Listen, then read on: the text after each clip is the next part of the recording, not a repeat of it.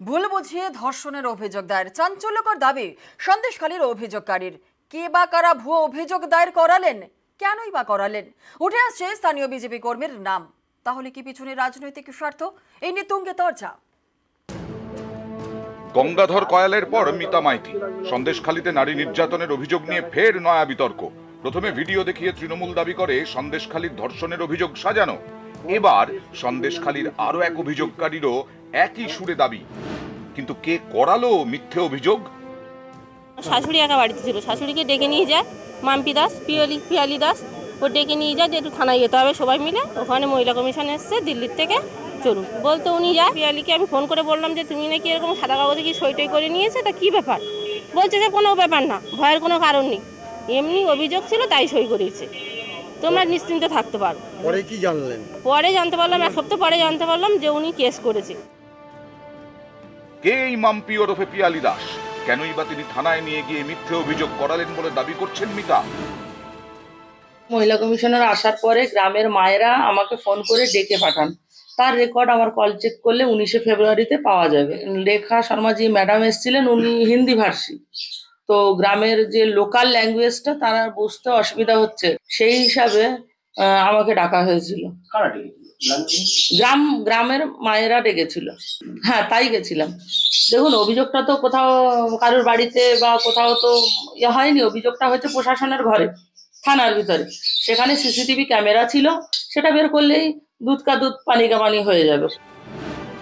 পিয়ালি দাস সন্দেশখালী আন্দোলনের সঙ্গে শুরু থেকে যুক্ত, বিজেপি করেন। আন্দোলনটা যখন হয়েছিল কোনো পার্টি ছিল না, বিরোধী পার্টি কিছু ছিল না। এখানে নারী নির্যাতনের বহু হয়েছে। এ সময় বিরোধী দলনেতা শুভেন্দু দাস এসেছিলেন, আসার পরে ওনার সাহায্য বলতে কি ওনারা সাহস দিয়েছিলেন আমাদের, তারপর থেকে আমরা বিজেপি করছি। মিতা মাইতির দাবি, অভিযোগ তুলে নেওয়ার কথা বললে তাকে হুমকি দেন পিয়ালি। গেছিলাম পিয়ালি দাসের কাছে, বলছিলাম যে এরকম কেস টেস করেছে, কেন কেস টেস কিভাবে তোলা যাবে, তুমি একটু চেষ্টা করো। বলছে এখান থেকে বেরিয়ে যাও, তোমাদের কোনো ভিত নেই, এরপরে কোনো ঘর টর কোনো সুবিধা আসলে তোমাদের দেবো না। আমার যদি ক্ষমতা থাকবে নেতা মন্ত্রী হয়ে দেওয়া, তাহলে আমি তো কোনো পদে নেই, আমার তো কোনো পাওয়ার নেই, তাহলে আমি কি করে কারুর কিছু পরিকল্পনা আটকাবো? কারুর যে সে একটা সরকারি সুযোগ সুবিধা আমি কি করে আটকাবো? আমার হাতে তো কিছু নেই।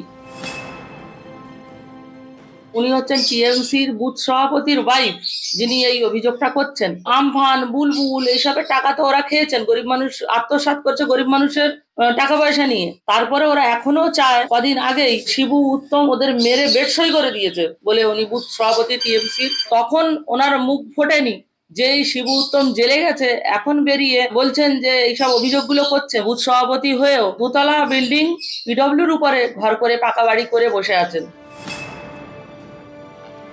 এর বিষয়ে আইনি ব্যবস্থা, আমি যদি দোষী হই আইনি ব্যবস্থা নিই, আর আমি যদি দোষী না হই তাহলে এর একটা বিহিত আমি হাইকোর্টে গিয়ে করব, মানহানির কেস করব।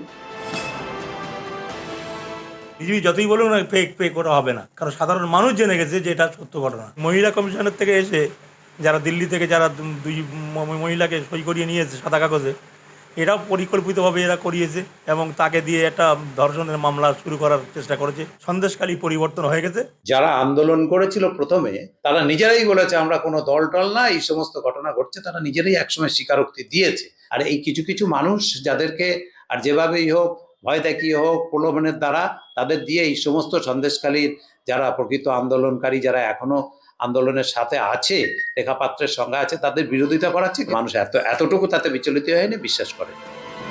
নিউজ 18 বাংলা।